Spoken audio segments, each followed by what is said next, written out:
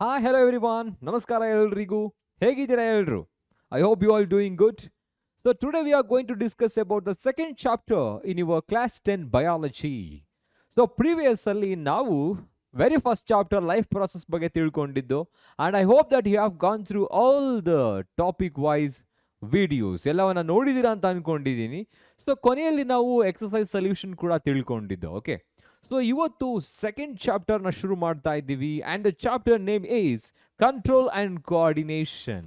Control and coordination in human beings and plants.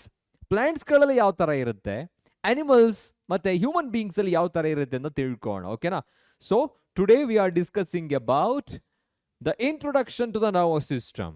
Nervous system ಅಂದರೆ ಏನು, ಇದ್ರ function ಏನು ಅಂತ ತಿಳ್ಕೋಬೇಕು. ಈ ಎಂಟೈರ್ ಚಾಪ್ಟರ್ಲಿ ನಾವು nervous system ಬಗ್ಗೆನೇ ಮಾತಾಡ್ತೀವಿ. Not only the nervous system, all the controlling system both in plants and animals. So for example, when it comes to human beings or animals, so there are about two controlling systems, right? Nervous system and endocrine system. ಅದ್ರ ಬಗ್ಗೆ ತಿಳ್ಕೊಂತೀವಿ, but not in this session. ಈ ಚಾಪ್ಟರ್ಲಿ ತಿಳ್ಕೊಳ್ತೀವಿ. Likewise ಪ್ಲಾಂಟಲ್ಲೂ ಕೂಡ ಕಂಟ್ರೋಲಿಂಗ್ system ಇರುತ್ತೆ. So they are controlling the different metabolic activities by producing some hormones called phytohormones. ಅದ್ರ ಬಗ್ಗೆ ತಿಳ್ಕೊಂತೀವಿ ಈ ಚಾಪ್ಟರ್ಲಿ. ಸೊ ಇಲ್ಲಿ ಜಸ್ಟ್ ನರ್ವಸ್ ಸಿಸ್ಟಮ್ ಬಗ್ಗೆ ಇಂಟ್ರೊಡಕ್ಷನ್ ಅನ್ನ ತಿಳ್ಕೊಳ್ತಾ ಹೋಗೋಣ ಈ ಸೆಷನಲ್ಲಿ. Next structure of neuron. So introduction ಆದಮೇಲೆ ಇರೋದೇ ಫಸ್ಟ್ ಟಾಪಿಕ್ ಯಾವುದು ಅಂತ ಹೇಳಿದ್ರೆ ನ್ಯೂರಾನ್. ನ್ಯೂರಾನ್ ಅಂದರೆ ಏನು, ಅದರಲ್ಲಿರೋ ಟೈಪ್ಸ್ಗಳು ಯಾವುದು ಮತ್ತು ಫಂಕ್ಷನ್ ಏನಾಗಿರುತ್ತೆ ನ್ಯೂರಾನ್ದು. So more importantly structure is very important for your knowledge ಅಂತ ಹೇಳಿದ್ರೆ ನಿಮ್ಮ ಎಕ್ಸಾಮಿನೇಷನ್ಗೆ ತುಂಬ ಇಂಪಾರ್ಟೆಂಟ್ ಆಗುತ್ತೆ. ಹಾಗಾಗಿ ಗೊತ್ತಿರಬೇಕು ಸ್ಟ್ರಕ್ಚರ್. ಸೊ ಇನ್ನು ಕೆಲವು ಕ್ವಶನ್ಸ್ಗಳು ನಿಮ್ಮ ಟೆಕ್ಸ್ಟ್ ಬುಕ್ಕಲ್ಲಿ ಕೊಟ್ಟಿರೋದು ಇಲ್ಲ ಅಂತ ಹೇಳಿದ್ರೆ ಅಥವಾ ಎಕ್ಸಸೈಸ್ ಕ್ವಶನ್ ಕೊಟ್ಟಿರೋದು ಅದನ್ನೆಲ್ಲ ಡಿಸ್ಕಸ್ ಮಾಡ್ತಾ ಹೋಗೋಣ. ಓಕೆನಾ? So without wasting time let's get started and today's topic is the neuron, introduction to nervous system. So first ತಿಳ್ಕೊಬೇಕಾಗಿರೋದು control and coordination in human beings. ನಮ್ಮಲ್ಲಿ ಓಕೆ ಕಂಟ್ರೋಲ್ ಮತ್ತು ಕೋಆರ್ಡಿನೇಷನ್ ಯಾವ ಥರ ಆಗುತ್ತೆ, what are the different systems present in our body that controls our ಬಾಡಿಲಿ activities. ನಮ್ಮಲ್ಲಿ ತುಂಬ ಆಕ್ಟಿವಿಟೀಸ್ಗಳು ನಡೀತಾ ಇರುತ್ತೆ. So most of them are voluntary and few of them are involuntary. ಓಕೆನಾ? So have you heard about these two words? ಯಾವ್ಯಾವುದದು? Voluntary. So voluntary and the second one is involuntary. So ಅಂತ ಹೇಳಿದ್ರೆ ನಮ್ಮ ಇಚ್ಛೆಗೆ ಒಳಪಡೋದು ಮತ್ತು ಒಳಪಡದೇ ಇರೋದು ಅಂತ ಅರ್ಥ. Voluntary in the sense which are able to control. So whether they are the actions, whether they are the parts or it may be the muscles which are under our control, ನಮ್ಮ ಕಂಟ್ರೋಲಲ್ಲಿ ಇರುತ್ತೆ. But involuntary ಅಂತ ಹೇಳಿದ್ರೆ ಇಚ್ಛೆಗೆ ಒಳಪಡದೇ ಇರೋದು. These are the muscles or the different activities which are not under our control. Control ಇರೋದಿಲ್ಲ. So ಹಾಗಾಗಿ voluntary and involuntary activities ಅಂತ ಹೇಳ್ತಾ ಇದ್ದೀನಿ. ಓಕೆ, ಆ ಎಲ್ಲ ಆಕ್ಟಿವಿಟೀಸ್ಗಳನ್ನು ಕಂಟ್ರೋಲ್ ಮಾಡಲಿಕ್ಕೆ ಅಂತಾನೆ ನಮ್ಮಲ್ಲಿ ಕೆಲವು ಸಿಸ್ಟಮ್ಗಳಿದೆ. Okay, so that's controlling these two activities. See whether you are sleeping, walking, reading or doing some other works, ಏನಾದರೂ ಮಾಡ್ತಾ ಇರಿ. ಓಕೆ, ಎಲ್ಲ ಟೈಮಲ್ಲೂ ಕೂಡ ನಮ್ಮ ಬಾಡಿಯಲ್ಲಿ ಏನಾಗ್ತಾ ಇರುತ್ತೆ, different metabolic processes will takes place ಆಗ್ತಾನೆ ಇರುತ್ತೆ. ಸೊ ಕೇಳಿರ್ತೀರ ನೀವು ಮೆಟಬಾಲಿಸಮ್ ಅಂತ ಹೇಳಿದ್ರೇನು. ಸೊ ಅಂದರೆ ಮೆಟಬಾಲಿಸಮ್ ಅಂತ ಲೈಫ್ ಪ್ರಾಸೆಸಲ್ಲಿ ತಿಳ್ಕೊಂಡಿದ್ದು ನಾವು. Nutrition, metabolism, these are the important characteristic features of living organisms ಅಂತ ಹೇಳಿಬಿಟ್ಟು. ಮೆಟಬಾಲಿಸಮ್ ಅಂತ ಹೇಳಿದ್ರೆ some total of all the biochemical reactions that takes place inside our body. ನಮ್ಮ ಬಾಡಿಯಲ್ಲಿ ಯಾವಾಗಲೂ ಕೂಡ ಮೆಟಬಾಲಿಕ್ ರಿಯಾಕ್ಷನ್ಸ್ಗಳು, ಬಯೋಕೆಮಿಕಲ್ ರಿಯಾಕ್ಷನ್ಸ್ಗಳು ಆಗ್ತಾ ಇರುತ್ತೆ in terms of producing something and also breaking something. ಫುಡ್ಡನ್ನು ಬ್ರೇಕ್ ಡೌನ್ ಮಾಡೋದು, ಹೊಸ ಆರ್ಗ್ಯಾನಿಕ್ ಸಬ್ಸ್ಟೆನ್ಸ್ಗಳನ್ನು ಫಾರ್ಮೇಷನ್ ಮಾಡೋದು, ಈ ಎಲ್ಲ ಆಕ್ಟಿವಿಟೀಸ್ಗಳು. And also thinking, reasoning, imagination and also responding towards the external changes. ಈಗ ಏನೋ ಒಂದು ನಮ್ಮ ಸರೌಂಡಿಂಗ್ ಟೆಂಪ್ರೇಚರ್ ಡ್ರಾಸ್ಟಿಕ್ ಆಗಿ ರೆಡ್ಯೂಸ್ ಆಗುತ್ತೆ ಅಂತ ತಿಳ್ಕೊಳ್ಳೋಣ. ಅವಾಗ ಏನಾಗುತ್ತೆ, ನಮ್ಮ ಬಾಡಿಲಿ ಶಿವರಿಂಗ್ ಸ್ಟಾರ್ಟ್ ಆಗುತ್ತೆ. ಹೌದಾ? Our body is responding to the external temperature. So either by shivering or by sweating. Drastic ಆಗಿ ರೆಡ್ಯೂಸ್ ಆದರೆ ಟೆಂಪರೇಚರ್, ನಮ್ಮ ಬಾಡಿ ಏನಾಗುತ್ತೆ, ಶಿವರಿಂಗ್ ಆಗುತ್ತೆ ಆ್ಯಂಡ್ ಪೈಲೋ ಎರೆಕ್ಷನ್ ಆಗುತ್ತೆ. Means our body hair started to erect.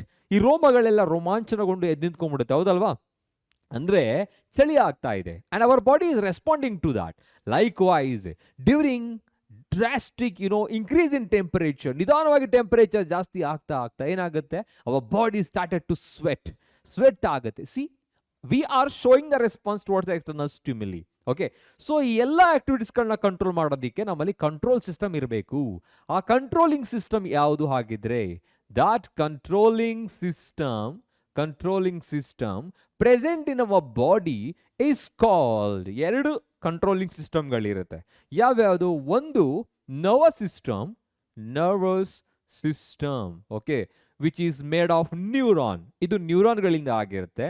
And that carry the messages or impulses in the form of electrical signals. ಇಲ್ಲಿ ನ್ಯೂರಾನ್ಸ್ಗಳಿರುತ್ತೆ, and through the neuron impulses will carry in the form of electrical signals. And the second one is endocrine system. Endocrine system. Here this system controls most of our bodily activities by producing some hormones. Here the messages, impulses are carrying in the form of chemicals. So that's why it is called chemical messenger. So illi ನಾವು neuron ಅನ್ನ ನೋಡಬಹುದು. ಎಲ್ಲಿ? in the case of nervous system. In the case of endocrine system, there you will see hormones ಗಳನ್ನ ನೋಡ್ತೀವಿ. Okay, so neurons are carrying the impulses in the form of electrical signals. Hormones are carrying the impulses in the form of chemicals. So hence they are called chemical messengers. So both are controlling our bodily activities, whether they are involuntary or voluntary. So ಇದಕ್ಕೆ example ಕೊಡ್ತೀನಿ ಇವಾಗ. Voluntary ಅಂತ ಹೇಳಿದ್ರೆ which are under our control, ನಮ್ಮ control ಇರೋದು. See, the movement of my hands, see movement it is under my control, ನಮ್ಮ control ಇದೆ. If I want to show like thumbs up, I can show thumbs up, right? ಅಂದರೆ ಈ ಫಿಂಗರ್ನ ಮಾತ್ರ ನಾನು show ಮಾಡ್ತಾ ಇದ್ದೀನಿ. ಇಟ್ ಈಸ್ ಅಂಡರ್ ಮೈ ಕಂಟ್ರೋಲಲ್ಲಿ ಇದೆ. ಸೊ ಅದೇ ಥರ movement, if I want to walk forward or it may be the backward, it is under my control. See, this is voluntary. So if I want to close my eyes, I can close. This is voluntary. So ಅದೇ ತರ involuntary ಅಂತ ಕೆಲವು processಗಳಿದೆ. Involuntary activities. For example, heartbeat. So are you able to control the heartbeat rate? See, heartbeat rate ಅನ್ನು ನಾವು control ಮಾಡೋದಕ್ಕಾಗಲ್ಲ. If you want to stop it, we need to stop it permanently. Permanent ಆಗಿ stop ಆಗಿಬಿಡುತ್ತೆ. So breathing rate ಅಥವಾ breathing respiration control ಮಾಡೋಕ್ಕಾಗತ್ತಾ? So I can ಇಂಟರ್ವಲನ್ನು change ಮಾಡ್ಬೋದು ಅಷ್ಟೇ. I can hold the breath for about 10 seconds 20 seconds, that's it. ಆದರೆ if you want to stop it, we need to stop it permanently. ಅದು ನಮ್ಮ control ಇಲ್ಲ. The movement of bowel ಅಂದರೆ ಈ ಗಟ್ದು movement ಇರುತ್ತೆ ನೋಡಿ, food movement within the oesophagus, ಅವೆಲ್ಲವೂ ಕೂಡ ಇನ್ವ್ಯಾಲೆಂಟ್ರಿ ಆಗಿರುತ್ತೆ. Blood pressure involuntary. ಆದರೆ ಇನ್ವ್ಯಾಲೆಂಟ್ರಿ ಆಗಿದ್ರೂ ಕೂಡ ಅದನ್ನು ಕಂಟ್ರೋಲ್ ಮಾಡಿಕ್ಕೆ ಅಂತಾನೆ ಇಲ್ಲಿ ಕೆಲವು ಸಿಸ್ಟಮ್ಗಳಿದೆ. ಓಕೆನಾ? ಸೊ ಹಾಗಾಗಿ most of that and we are able to sense the environment, surroundings sense ಮಾಡ್ತೀವಿ ನಾವು. ಓಕೆ, ಕ್ಯಾರೆಕ್ಟರಿಸ್ಟಿಕ್ಸ್ ಆಫ್ ಲಿವಿಂಗ್ ಆರ್ಗ್ಯಾನಿಸಮ್ಸ್ಗಳು ಅಂತ ಬಂದಾಗ we use to talk about the response to stimuli. ಕೇಳಿದ್ದೀರಾ? Response to stimuli was that? Stimuli ಅಂತ ಹೇಳಿದ್ರೆ ಏನು? Any changes in the external environment, any changes, ಅದೆಲ್ಲವೂ ಕೂಡ ಏನಾಗಿರುತ್ತೆ? ಸ್ಟಿಮ್ಯುಲಿ ಆಗಿರುತ್ತೆ. Stimulus in singular. So likewise response ಅಂತ ಹೇಳಿದ್ರೆ ಏನು? The action of living organisms towards the stimuli. ಈ ಸ್ಟಿಮ್ಯುಲಿಗೆ ನಮ್ಮ ಆಕ್ಷನ್ ಇರುತ್ತಲ್ಲ, ಸೊ ಅದನ್ನು ನಾವು ಏನಂತ ಹೇಳ್ತೀವಿ? ರೆಸ್ಪಾನ್ಸ್ ಅಂತ ಹೇಳ್ತೀವಿ, ಉಲ್ಟಾ ಹೇಳ್ಬೋದು. ಓಕೆ, ಸೊ ಹಾಗಾಗಿ response to stimuli is one of the main characteristics of living organisms. Characteristics of living organisms.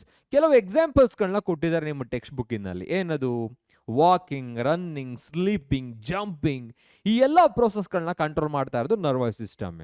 Sometimes during emergency situation we have to move out of that situation. Move ಆಗಬೇಕಲ್ವಾ? So example, ಯಾವುದೋ ಒಂದು dog ಇರುತ್ತೆ ಅಂತ ತಿಳ್ಕೊಳ್ಳೋಣ. That is Tide, actually ಒಂದು ಕಡೆ ಕಟ್ಟಿರ್ತಾರೆ ಅಂತ, ಹಾಗೆ ಮಲಗಿರುತ್ತೆ. ಸೊ ನಮ್ಗೆ ಗೊತ್ತಿದೆ ಅಂದರೆ ಆ ಡಾಗು ಸ್ವಲ್ಪ ಡೇಂಜರಸ್ ಅಂತ ಹೇಳ್ಬಿಟ್ಟು. ಸೊ ಆ ಸಿಚುಯೇಷನಲ್ಲಿ ನಾವೇನು ಮಾಡ್ತೀವಿ? We started to move slowly. See that we are able to understand the situation. ನಮ್ಗೆ ಅರ್ಥ ಆಗಿದೆ, ಇಫ್ ಐ ಆಮ್ ಮೂವಿಂಗ್ ಫಾಸ್ಟಾಗಿ ಮೂವ್ ಆದರೆ ಶಬ್ದ ಆಗುತ್ತೆ, ಸೌಂಡ್ ಪ್ರೊಡ್ಯೂಸ್ ಆಗುತ್ತೆ, ದೆನ್ ಡಾಗ್ ಏನಾಗುತ್ತೆ, again that wakes up and finally that started to bark. Some time that may be chase ಮಾಡಬಹುದು. See we are sensing that. ಇನ್ನೊಂದು ಎಕ್ಸಾಂಪಲ್ ಕೊಟ್ಟಿದ್ದಾರೆ ನಿಮ್ಮ ಟೆಕ್ಸ್ಟ್ ಬುಕ್ಕಿನಲ್ಲಿ. If you are inside the class ರೂಮಲ್ಲಿ ಇದ್ದಾಗ monitors are there, ಅಂದರೆ class leaders ಅಂತ ಇರ್ತಾರೆ, ಎಲ್ಲರಿಗೂ ಸೆನ್ಸ್ ಆಗಿರುತ್ತೆ ಇದು. So they use to take the names those who are talking loudly or those who are making something bad in the class room, ಹೌದಲ್ವಾ? So ಆ ಟೈಮಲ್ಲಿ ನಾವೇನು ಮಾಡ್ತೀವಿ, ಸ್ಟಾರ್ಟೆಡ್ ಟು ವಿಸ್ಪರ್, ನಿಧಾನವಾಗಿ ವಿಸ್ಪರ್ ಮಾಡಲಿಕ್ಕೆ ಟ್ರೈ ಮಾಡ್ತೀವಿ. ಓಕೆ, ಅಂದರೆ ಪಿಸುಗುಡ್ಲಿಕ್ಕೆ ಟ್ರೈ ಮಾಡ್ತೀವಿ, ಗೊಣಗ್ತಾ ಇರ್ತೀವಿ. See, we are sensing that surrounding situation and we are reacting to ದಾಟ್, ಅದಕ್ಕೆ ರಿಯಾಕ್ಟ್ ಮಾಡ್ತಾ ಇದ್ದೀವಿ, ಹೌದಾ? ಸೊ ಅದೇ ಥರ ಯಾವುದೋ ಒಂದು ಸ್ನೇಕ್ ಇರುತ್ತೆ. ಓಕೆ, ಅದರಿಂದ ನಾವೇನು ಮಾಡ್ಬೇಕು ಇವಾಗ, we have to run fast away from that. ಆ ಸಿಚುಯೇಷನ್ ಅರ್ಥ ಆಗ್ತಾ ಇದೆ ನಮಗೆ. ಸೊ ಅದನ್ನು ಎಮರ್ಜೆನ್ಸಿ ಸಿಚುಯೇಷನ್ ಅಂತ ಹೇಳ್ತೀವಿ. Such kind of ability of an organism to sense the surrounding is called response to stimuli or the consciousness. What is that? Consciousness, ಪ್ರಜ್ಞೆ ಅಂತ ಹೇಳ್ತೀವಿ. Self consciousness is very well developed in human beings. ನಮ್ಮಲ್ಲಿ self consciousness ಜಾಸ್ತಿ ಇರುತ್ತೆ, ಅಂದರೆ ನಮಗೆ ಎಲ್ಲವನ್ನೂ think ಮಾಡಿ ಅದಕ್ಕೆ ರಿಯಾಕ್ಟ್ ಮಾಡೋ ಎಬಿಲಿಟಿ ನಮ್ಮಲ್ಲಿ ಇರುತ್ತೆ. ಸೊ ಈ ಎಲ್ಲವನ್ನೂ ಕೂಡ ಕಂಟ್ರೋಲ್ ಮಾಡ್ತಾ ಇರೋದು ಯಾವುದು ಅಂತ ಹೇಳಿದ್ರೆ nervous system and also endocrine system control ಮಾಡ್ತಾ ಇರೋದು ಅಂತ ಹೇಳ್ತಾ ಇದ್ದೀನಿ. Next, when it comes to, ಇದು ಒಂದು ಫಸ್ಟ್ ಒನ್ ಅಂತ ತಿಳ್ಕೊಂಡ್ರೆ. ಸೆಕೆಂಡ್ ಒನ್, ಕೋಆರ್ಡಿನೇಟಿಂಗ್ ಸಿಸ್ಟಮ್ ಅಂತ ಬಂದಾಗ, ಕೋಆರ್ಡಿನೇಟಿಂಗ್ ಸಿಸ್ಟಮ್ ಅಂತ ಬಂದರೆ, okay, so there you can observe both nervous system, endocrine system along with the muscular system. ಇಲ್ಲಿ ನಾವು ಇನ್ನೊಂದು ಸಿಸ್ಟಮ್ ಅನ್ನು ಬರೀತಾ ಇದ್ದೀವಿ, that's called muscular system ಅಂತ ಹೇಳಿ. ಸೊ ಎಕ್ಸಾಂಪಲ್ ತೆಗೆದುಕೊಳ್ಳೋಣ. Emergency situation. Okay, there is a snake that is looking at you. ನಿಮ್ಮ ಹತ್ರ ನೋಡ್ತಾ ಇದೆ, ಹಾಗೆ ನೋಡ್ತಾ ಇದೆ. ಸೊ ನೀವು ನೋಡ್ತಾ ಇರ್ತೀರ ಇವಾಗ. Okay, if it started to move towards you, ಅದನ್ನೇನಾದರೂ ನಿಮ್ಮ ಕಡೆ ಮೂವ್ ಆಗೋದಕ್ಕೆ ಶುರು ಮಾಡಿದ್ರೆ, you need to run away from it. ಅಲ್ಲಿಂದ ನಾವೇನು ಮಾಡಬೇಕು, ಈಗ ಓಡ್ ಹೋಗಬೇಕು. ಸೊ ಅಲ್ಲಿ ಏನೇನು ಇವಾಗ ಚೇಂಜಸ್ಗಳಾಗ್ತಾ ಇದೆ, ಒಂದು, our mind, our brain is predicting that is the emergency situation, predict ಮಾಡ್ತಾ ಇದೆ. Okay, then there is a part in our brain called hypothalamus. Hypothalamus ಅಂತ ಹೇಳ್ತೀವಿ. Pituitary gland ಇದೆ. And also there is one more gland called adrenal gland. See, ಈಗ ನಾವು gland ಬಗ್ಗೆ ಮಾತಾಡ್ತಾ ಇದ್ದೀವಿ. that is called endocrine system, nervous system. It is thinking. ನಮಗೆ ಗೊತ್ತು ಅದು ಸ್ನೇಕ್ ಅಂತ. ನೋಡಿ, ಅದನ್ನು ಪ್ರಿಡಿಕ್ಟ್ ಮಾಡ್ತಾ ಇರೋದು ಬ್ರೈನ್. ಇದು ಎಮರ್ಜೆನ್ಸಿ ಅಂತ ಹೇಳಿದ್ರೆ ಇದು ತುಂಬ ಡೇಂಜರ್ ಅಂತ ಹೇಳಿಬಿಟ್ಟು ನಾವಿಲ್ಲಿಂದ ಫಾಸ್ಟಾಗಿ ರನ್ ಆಗಬೇಕು ಅಂತ ಆ ಒಂದು ಮೆಸೇಜನ್ನು ಅಡ್ರಿನಲ್ ಗ್ಲ್ಯಾಂಡ್ಗೆ ಸೆಂಡ್ ಮಾಡುತ್ತೆ.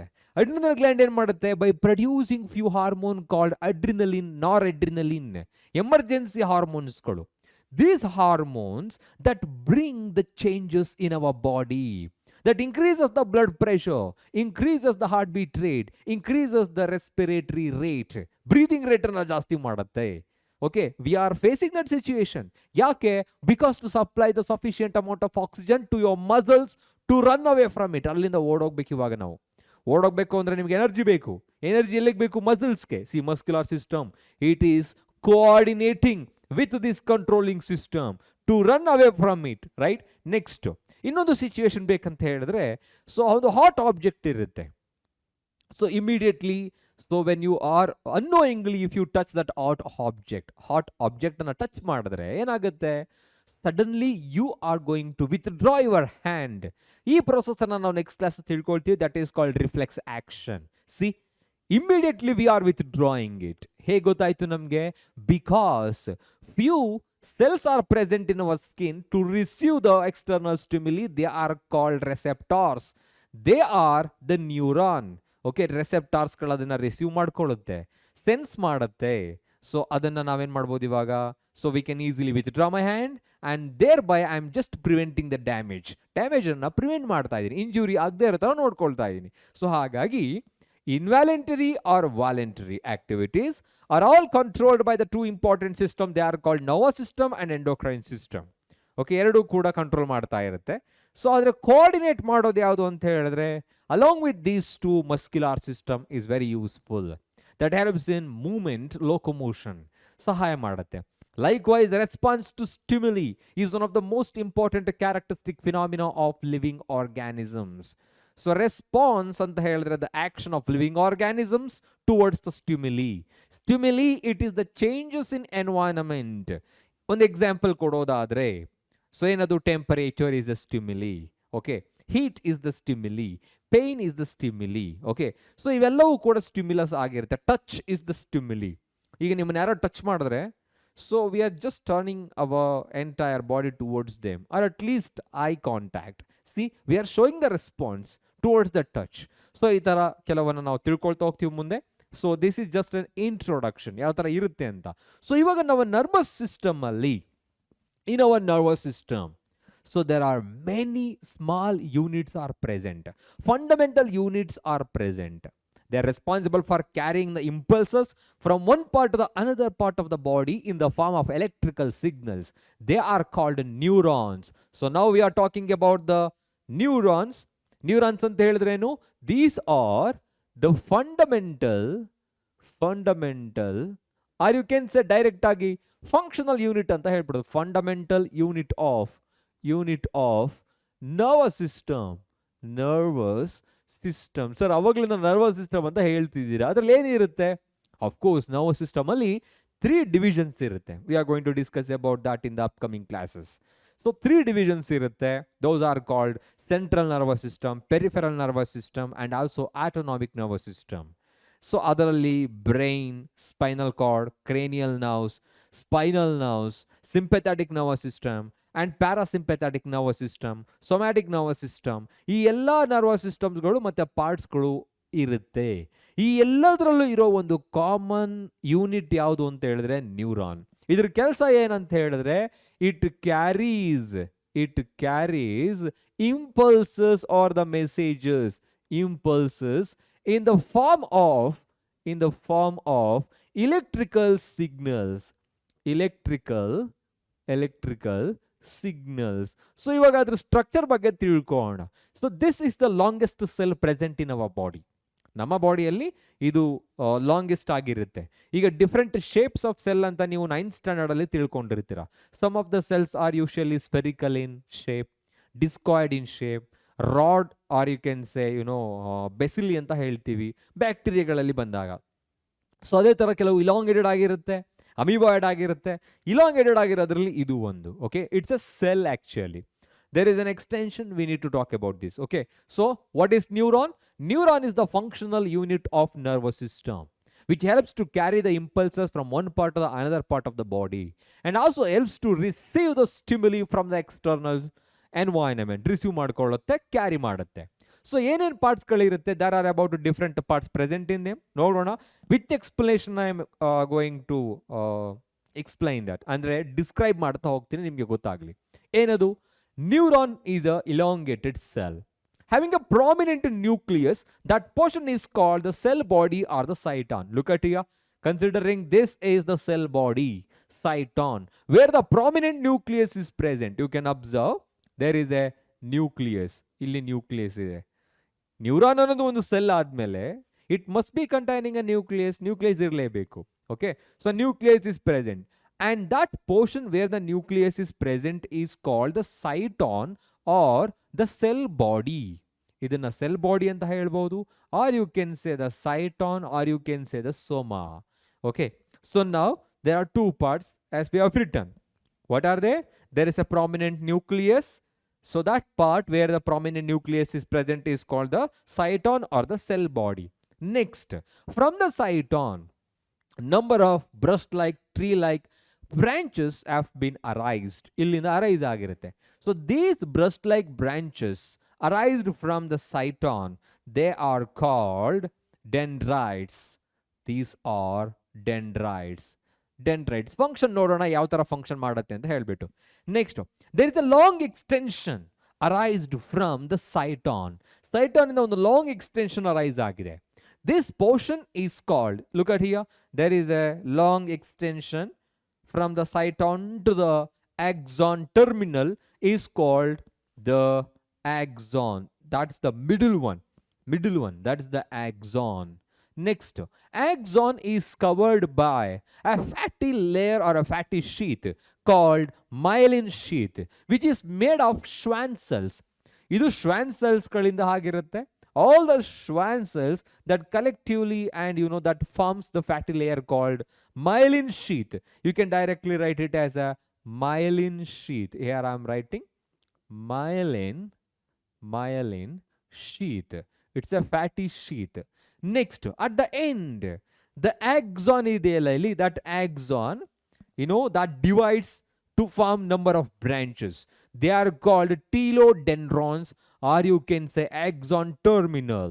Okay, this is the terminal end of the axon. Okay, nerve ending or axon terminal. At the end of the axon terminals, there you will observe some knobs. ಕೆಲವು knobs ಗಳಿದೆ. So these knob-like structures are called synaptic knob. Having number of chemicals, they are called neurotransmitters. These are the chemicals which carry the impulses from one neuron to the another neuron through the gap. Along the gap irutte, that gap is called synapse. See, here there is a gap. I am just using different color to write it as a synapse. Synapse anta helidre enu? The gap present between the two neurons.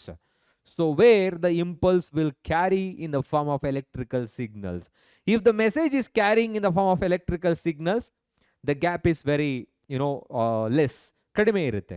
If the message is passing through the chemicals, then the gap is little bit more. ಸ್ವಲ್ಪ ಜಾಸ್ತಿ ಇರುತ್ತೆ, ಅಲ್ಲಿ slow chemical reaction ಆಗುತ್ತೆ. Okay, so what are the different parts present in it? ಯಾವ್ಯಾವ್ದಿದೆ? ಒಂದು prominent nucleus ಇದೆ. There is a prominent nucleus present here, and there is a cell body in the sense cytoplasm, where the different organelles are present. You can write different organelles are present along with the Nissls granule. ನೀವು ಅದನ್ನ higher class ಅಲ್ಲಿ ತಿಳ್ಕೊಂತೀರಾ. There is a long extension is called axon that is covered by the myelin sheath called fatty sheath, and here you can observe number of brush-like structures arised from the cyton. They are called dendrites. Okay, then you can observe here, what is this? Synaptic knob and axon terminals. Axon terminal na ತುದಿಯಲ್ಲಿ synaptic knob ಇರುತ್ತೆ. In between the two neurons there is a gap called synapse ಅಂತ ಹೇಳ್ತೀವಿ. Next, how and from where to where the impulse will carry, ಯಾವ ತರ carry ಆಗುತ್ತೆ. So ಈ ಕ್ವಶನ್ಗಳನ್ನ ಕೇಳ್ತಾರೆ. Which part of the neuron acquires the stimulus? Stimulus ಅನ್ನು acquire ಮಾಡ್ಕೊಳ್ಳೋ neuron part ಯಾವುದು? ಅಕ್ವೈರ್ ಅಂತ ಹೇಳಿದ್ರೆ ರಿಸೀವ್ ಮಾಡ್ಕೊಳ್ಳೋದು. So the stimulus is acquired by the dendrites. C the stimulus is acquired by the dendrites. Then it is moved towards the cyton. Cyton ge hogutte. Then the stimuli is moving towards the axon terminal from the cyton, away from the cyton. See, the stimulus is moving away from the cyton towards the axon terminal, towards the synaptic knob. So via axon ಮುಖಾಂತರ ಅದು move ಆಗುತ್ತೆ. Finally that reaches the synaptic knob. Synaptic knob ಅನ್ನ reach ಆಗುತ್ತೆ. And there is a gap, as I said, that is called a synapse. So through that gap the signal will carry to the next neuron. So electrically or chemically. Chemically idರಿಂದ ನಾನು ಆವಾಗಲೇ ಹೇಳಿದೆ. So these are containing neurotransmitters.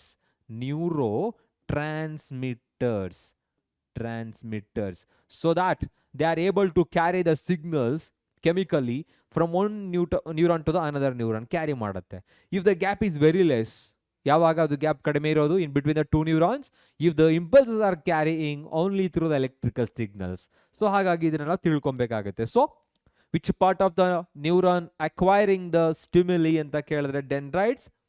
Then cell body to the axon terminal or the synaptic knob ಅಂತ ಹೇಳಿದ್ರೆ axon.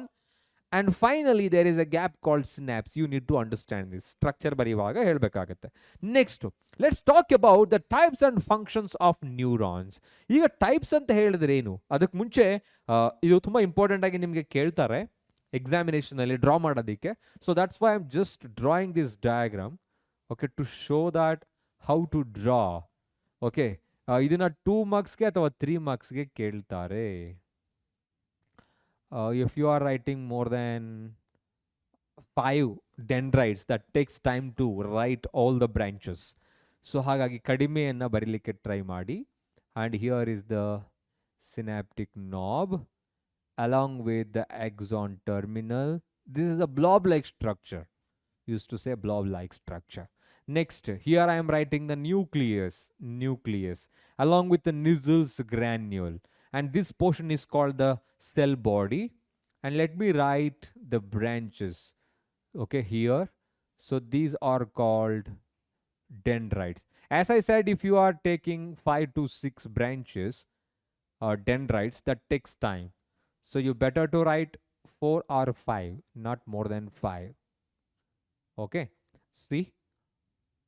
What are these? These are the branches of the cyton. So ಆ ಬ್ರಾಂಚಸ್ಗಳಿಗೆ ಏನಂತ ಹೇಳ್ತೀವಿ ನಾವು? Yes, of course, we used to call it as the dendrites. Okay, final one is here. Simplified manner ಅಲ್ಲಿ ಬರೆಯೋಣ. Okay, ಸ್ವಲ್ಪ ಅಂದ್ರೆ artifact ತರ ಕಾಣಿಸ್ತಾ ಇದೆ.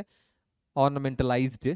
Okay, then here you can observe the axon is covered by a fatty sheath called myelin sheath, and which is made of Schwann cells.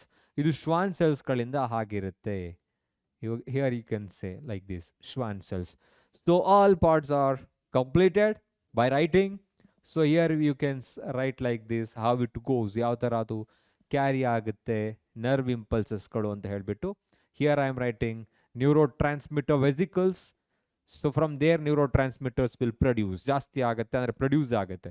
So this part is called the cyton, and this is the nucleus, and this portion is dendrites. Okay, and this is the axon, and here you can observe this is myelin sheath, nerve ending, and these are the synaptic knob, and within that neurotransmitters are present which helps to carry the impulses to the next neuron. Okay na? So diagram easy ide, I hope so. So ಅದನ್ನ ಕೇಳ್ತಾರೆ ಬರೀಲಿ ಅಂತ ಹೇಳ್ಬಿಟ್ಟು, so then you need to write it, draw ಮಾಡಬೇಕಾಗತ್ತೆ. So ಇವಾಗ neurons structure ತಿಳ್ಕೊಂಡು now we need to discuss about the types of neurons as well as the function. Function is so simple. ಏನು function ಮಾಡುತ್ತೆ? It helps to carry. First one, receive ಮಾಡ್ಕೊಳ್ಳೋದು. It helps to receive the stimulus from the external environment. And second one is it is very useful to carry the impulses from one part to the another part of the body in the form of electrical signals. So types ನೋಡೋಣ ಹಾಗಿದ್ರೆ. Neurons ಅಲ್ಲಿ types ಇರುತ್ತಾ? Yes, we are classifying them into like a sensory neurons ಒಂದು. Second one is association neurons or interneuron. Association neurons. Okay, and the third one is motor neurons. So ಇದನ್ನ ನಾವು ಮತ್ತೆ next class ಅಲ್ಲಿ ಹೇಳ್ತೀನಿ. While we are discussing about the reflex action and reflex arc, ಆ pathway ಅಲ್ಲಿ ಯಾವ್ಯಾವ ನ್ಯೂರಾನ್ಸ್ಗಳು involve ಆಗಿರುತ್ತೆ ಅಂತ. ಸೊ ಏನು ಕೆಲಸ ಮಾಡುತ್ತೆ? We are classifying this based on their function, based on what they are carrying. So this one, sensory neuron, they carry stimulus. ಎಲ್ಲಿಂದ ಎಲ್ಲಿಗೆ? From receptors to central nervous system called brain.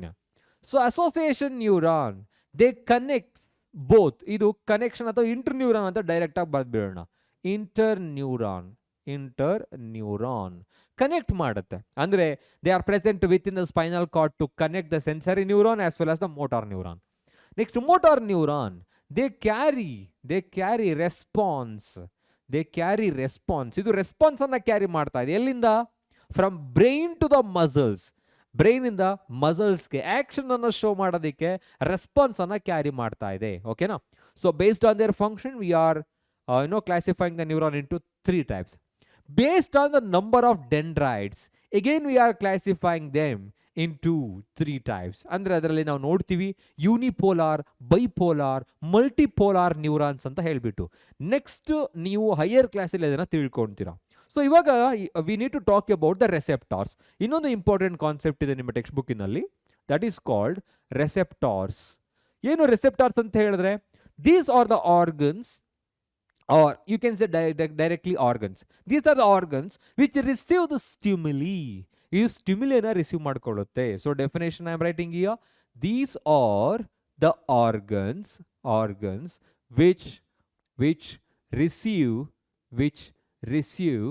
the stimuli. ಸ್ಟಿಮ್ಯುಲಿಯನ್ನ receive ಮಾಡ್ಕೊಳ್ಳುತ್ತೆ. Okay, stimuli ಅಂತ ಹೇಳಿದ್ರೆ external changes. So ಯಾವುದದು ಆಗಿದ್ರೆ ಆರ್ಗನ್ಸ್ಗಳು? Yes, those organs are called sense organs, right? ಪಂಚೇಂದ್ರಿಯಗಳು ಅಂತ ಕೇಳಿರ್ತೀರ ನೀವು, ಹೌದಾ? ಅಂದರೆ there are 5 sense organs present in our body.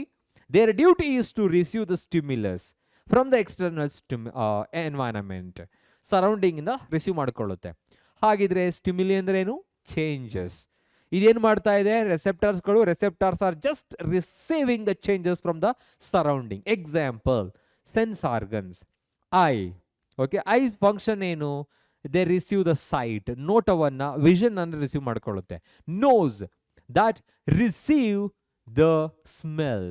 Tongue, receive the taste. Ear, receive the sound. Skin, receive the senses, feelings, touch, pain, pressure, cold, hot. ಇದನ್ನೆಲ್ಲ receive ಮಾಡ್ಕೊಳ್ಳೋದು skin ಆಗಿರುತ್ತೆ. So their main function is to receive the ಸ್ಟಿಮ್ಯುಲಿಯನ್ನು receive ಮಾಡ್ಕೊಳ್ಳೋದು ಮಾತ್ರ ಆಗಿರುತ್ತೆ. ಯಾವುದದು? So that is nothing but, so ಏನಂತ ಹೇಳಬಹುದು ಅದನ್ನ? Yes, of course, the receptor. ಅದು ರೆಸೆಪ್ಟಾರ್ ಆಗಿರುತ್ತೆ. Let me write here. So that is called receptors. So there are different types of receptors are present in different sense organs. So ಯಾವ್ದು ಇರಬಹುದು? Let me write here. Those are called, the very first one is gustatory receptors. Gustatory receptors. Look at here. The gustatory receptors are present in the tongue. Tongue ಅಲ್ಲಿ ಇರುತ್ತೆ. They are present within the depressions of the tongue called taste buds. Taste buds ಅಂತ ಹೇಳ್ತೀವಿ. So that it helps to detect or receive the taste. ಹಾಗೆ direct ಬರೆಯೋಣ. That helps to detect the taste. Taste ಅನ್ನ detect ಮಾಡುತ್ತೆ. There are about 4 different types of taste. Sweet, sour, salt, bitter. Sweet, sour, salt, bitter. ಈ 4 ಟೆಸ್ಟ್ಗಳನ್ನು receive ಮಾಡೋದು, ನಮಗೆ ಅದು sense ಆಗೋದು because of the presence of the gustatory receptors which is receiving, and also the taste buds which are present in that. ಆ ಡಿಪ್ರೆಷನಲ್ಲಿ taste ಬರ್ಡ್ಸ್ಗಳಿರುತ್ತೆ.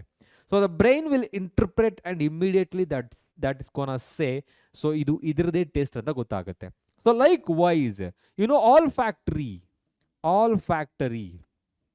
factory receptors. So these olfactory receptors are present in the nose. Nose ಅಲ್ಲಿ ಇರುತ್ತೆ. So ಏನು ಕೆಲಸ ಮಾಡುತ್ತೆ? Of course that detects the smell.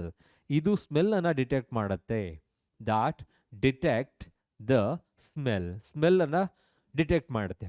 Like wise, you know, optic nerves ಅಂದ್ರೆ ಅಲ್ಲಿ ಕೆಲವು ರೆಸೆಪ್ಟರ್ಸ್ಗಳಿರುತ್ತೆ. Use to call it as rods and cones. Rods and cones, rhodopsins, ಈ ಎಲ್ಲ ರೆಸೆಪ್ಟಾರ್ಗಳು ಲೈಟನ್ನು ರಿಸೀವ್ ಮಾಡ್ಕೊಳ್ಳುತ್ತೆ. ಸೊ ಇನ್ನು ಹಾಗೆ ಕಿವಿಯಲ್ಲಿ auditory receptors are present in the form of Corti, organ of Corti. So ಈ ಥರ ಇರುತ್ತೆ. ಸೊ ನಿಮಗೆ ನೆನಪಿರಬೇಕಾಗಿರೋದು gustatory receptors and olfactory receptors. Touch receptors, pain receptors, pressure receptors are present in our skin. See, ಈಗ ಯಾರಾದರೂ ನಿಮ್ಗೆ touch ಮಾಡಿದ್ರೆ ನಿಮಗೆ ಗೊತ್ತಾಗುತ್ತೆ, ಯಾರೋ ಟಚ್ ಮಾಡ್ತಿದ್ದಾರೆ ಅಂತ ಗೊತ್ತಾಗುತ್ತೆ, ಹೊಡಿತಾ ಇದ್ದಾರೆ ಅಂತ ಗೊತ್ತಾಗಲ್ಲ, ಹೌದಾ? If they are putting pressure, then you come to know they are putting pressure. ಹೇಗೆ ಗೊತ್ತಾಗುತ್ತೆ? Because pressure receptors are present beneath the skin, deep ಕೆಳಭಾಗದಲ್ಲಿರುತ್ತೆ. ಸೊ ಪ್ರೆಷರ್ ಅಂತ ಗೊತ್ತಾಗೋದು ಅದಕ್ಕೆ ಸೆನ್ಸ್ ಆದಾಗ ಮಾತ್ರ. ಸೊ ಹಾಗಾಗಿ ಅಲ್ಲಿ touch receptor, pain receptors, pressure receptors, ಇನ್ನು ಹಾಗೆ ಕೋಲ್ಡ್ ಮತ್ತು ಹಾಟ್ ಎಲ್ಲ ರೆಸೆಪ್ಟಾರ್ಗಳು ಅಲ್ಲಿ ಇರುತ್ತೆ. So that sense. ಸೊ ಹಾಗಾಗಿ ಈಗ ಏನು ಗೊತ್ತಾಯ್ತು ನಿಮಗೆ? ನ್ಯೂರಾನ್ಸ್ ಟೈಪ್ಸ್ ಫಂಕ್ಷನ್ ಆವಾಗಲೇ ಹೇಳಿದೆ, to carry the responses from one part to another part in the form of electrical signals. So sensory neuron, association neuron, and also the motor neuron ಏನು ಕೆಲಸ ಮಾಡುತ್ತೆ? Carry the stimulus. ಎಲ್ಲಿಂದ ಎಲ್ಲಿಗೆ? Receptor to central, ಅದು next ಹೇಳ್ತೀವಿ. Central nervous system, association neuron, interneuron which connects that, motor neuron carry the response, ಇದು stimulus ಅನ್ನ carry ಮಾಡುತ್ತೆ, ರೆಸ್ಪಾನ್ಸ್ ಅನ್ನ ಕ್ಯಾರಿ ಮಾಡುತ್ತೆ from brain spinal cord to the effector, ಆರ್ಗನ್ಸ್ಗಳಿಗೆ ಅದು ಕ್ಯಾರಿ ಮಾಡುತ್ತೆ. ರೆಸೆಪ್ಟಾರ್ಸ್ ಅಂತ ಹೇಳಿದ್ರೆ organs which receive the stimuli, ಇದು ಸ್ಟಿಮ್ಯುಲಿನ ರಿಸೀವ್ ಮಾಡ್ಕೊಳ್ಳೋ ಆರ್ಗನ್ಸ್ಗಳಾಗಿರುತ್ತೆ from the external environment. So they are called sense organs in our body. There are 5 sense organs, their duty is to receive. So ಅದೇ ಥರ ಇಲ್ಲಿಗೆ ಬಂದಾಗ gustatory receptors that is use to receive or detect the taste, olfactory receptors that receive or detect the smell. Okay, ಇದೇ ಥರ thermo receptors, thigmo receptors ಅಂತ ಕೇಳಿರ್ಬೋದು. Chemo receptors, chemo chemical detect ಮಾಡುತ್ತೆ, thermo ಟೆಂಪ್ರೇಚರ್ನ ಡಿಟೆಕ್ಟ್ ಮಾಡುತ್ತೆ. So ಅದೇ ಥರ ಥಿಗ್ಮೋ ಟಚ್ಚನ್ನು detect ಮಾಡುತ್ತೆ. ಈ ಥರ ಥಿಗ್ಮೋಟ್ರಾಪಿಸಮ್ ನೀವು ಅಲ್ಲಿ ಓದ್ತೀರಾ. ಇಲ್ಲಿ ನಾವು ಜಸ್ಟ್ ಮಾತಾಡ್ತಾ ಇರೋದು ಇವಾಗ ರೆಸೆಪ್ಟಾರ್ಗಳ ಬಗ್ಗೆ. ಸೊ ಹಾಗಾಗಿ ಇಲ್ಲಿ ಪ್ಲಾಂಟ್ಗಳಲ್ಲಿ ಥಿಗ್ಮೋಟ್ರೋಪಿಸಮ್ ಅಂತ ಬರುತ್ತೆ, ಥರ್ಮೋಟ್ರೋಪಿಸಮ್ ಅಂತ ಬರುತ್ತೆ. ಆ ಟರ್ಮಿನಾಲಜಿಸ್ಗಳು ನಿಮ್ಗೆ ಗೊತ್ತಿರಬೇಕು. ಥರ್ಮೋ ಅಂದರೆ temperature, whether it is hot or cold, ಆ ಥರ. Okay, so that's about the nervous system. Very simple topic I have taken today. So you have to remember only the neuron ಬಗ್ಗೆ. The structure of neuron, diagram is very important along with the labels, and ಎಲ್ಲಿಂದ ಎಲ್ಲಿಗೆ ಅದು carry ಆಗುತ್ತೆ ಇಂಪಲ್ಸ್ಗಳು, from where to where the impulses will carry, and finally the different types and the function of neuron. Okay, so ನಿಮ್ಗೆ ಇದು ಅರ್ಥ ಆಗಿದ್ರೆ then you are able to answer these questions. Answer ಮಾಡಲಿಕ್ಕೆ ಟ್ರೈ ಮಾಡಬಹುದು. ಏನು ನೋಡಿ ಇವಾಗ, the longest fibre on the cell body of the neuron is called, the longest fibre on the cell body ಯಾವುದು? Sheath, cytoplasm, axon, dendrites. See when we draw the diagram ಬರೆದಾಗ the longest fibre ಯಾವುದಾಗಿರುತ್ತೆ, that is called axon. Axon is the longest fibre, ನೆನ್ಪಿಟ್ಕೊಬೇಕು. Next, the microscopic gap between A pair of adjacent neurons over which nerve impulses pass. There is a microscopic gap, okay, through which the impulses will pass, ಹಾಗೆ pass ಆಗುತ್ತೆ. So ಆಗಿದ್ರೆ ಆ ಒಂದು ಇದಕ್ಕೆ ಏನಂತ ಹೇಳ್ತಾರೆ, ಆ ಗ್ಯಾಪ್ಗೆ ಏನಂತ ಹೇಳ್ತೀವಿ? Considering these are the 2 gaps, ಈ ಥರ 2 ಗ್ಯಾಪ್ ಇದೆ ಅಂತ ಹೇಳಿದ್ರೆ here you can observe. Okay, so what is that? This is called synapse ಅಂತ ಹೇಳ್ತೀವಿ. And there you can see. So the right answer is synapse. Synapse is the right answer. That's the successful, so or you can say the junction gap. The highest coordinating center in the human body is coordinating center. So that is coordinate ಮಾಡ್ತಾ ಇರೋದು ನಾನು ಅವಾಗಲೇ ಹೇಳಿದೆ, muscular system ಅಂತ ಇದೆ ನಿಮ್ಮ text book ಇಂದಲ್ಲಿ, control and nervous system, muscular system. ಆದರೆ coordinating centre, processing unit, commanding system ಯಾವುದು? That is nothing but the brain. What is that? The brain. So next ನೋಡೋಣ, and this question is for you. The next question ನಾನು ಅದಕ್ಕೆ answer ಮಾಡ್ತೀನಿ. Which of the following receptor helps to detect the smell? ಇಲ್ಲ, ಇದು easy ಆಗಿರೋದ್ರಿಂದ ಇನ್ನೊಂದು next question ಕೂಡ ನಿಮಗೆ ಕೊಡ್ತೀನಿ. Try to comment in the comment section. So ಇದು ನಿಮಗೋಸ್ಕರ ಕೊಡ್ತಾ ಇರೋದು, ಆನ್ಸರ್ ಮಾಡ್ಲಿಕ್ಕೆ ಟ್ರೈ ಮಾಡಿ.